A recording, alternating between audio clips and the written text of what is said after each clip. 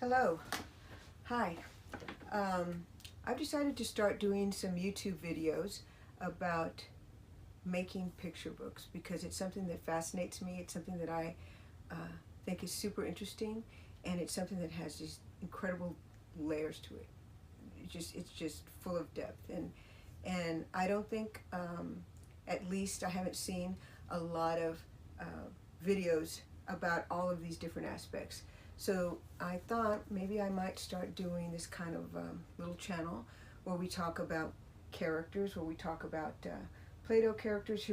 These are my new egghead Play-Doh characters from the book I'm working on right now. Carolina wrote a book, and the heads are made of eggs because I really love drawing on those, and of course most of my friends and people that know me know how much I love Play-Doh. So the first thing I want to talk about is the storyboard or thumbnails.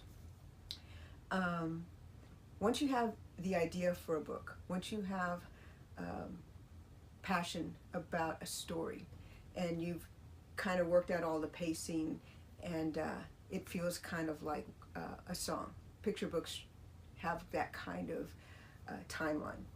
I think the very next thing you do is you just start doing tons of sketches, and that's what I do every time. I just sketch and sketch and sketch, sometimes on walls, sometimes on paper, sometimes on wood. But after that, when you need to pull the story together, you do it with a storyboard.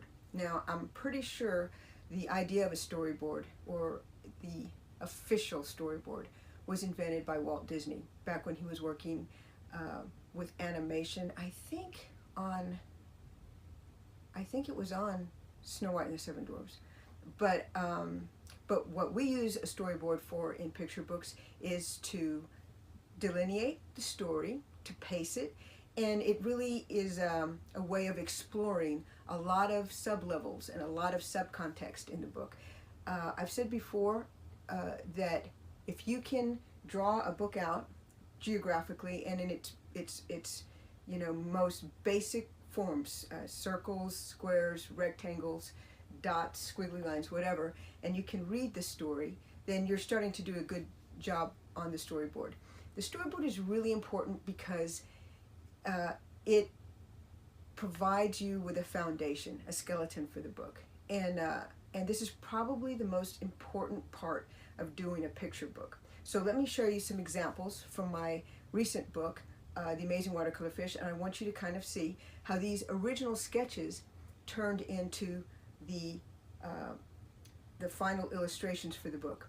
And it's really kind of odd because you can look at a storyboard that you did maybe 4 years ago, and when you see the final illustrations, they are so similar.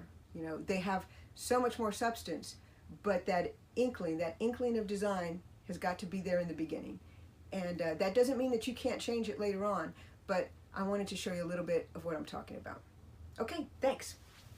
This is Carolyn Dee Flores with The Amazing Watercolor Fish. Bye-bye.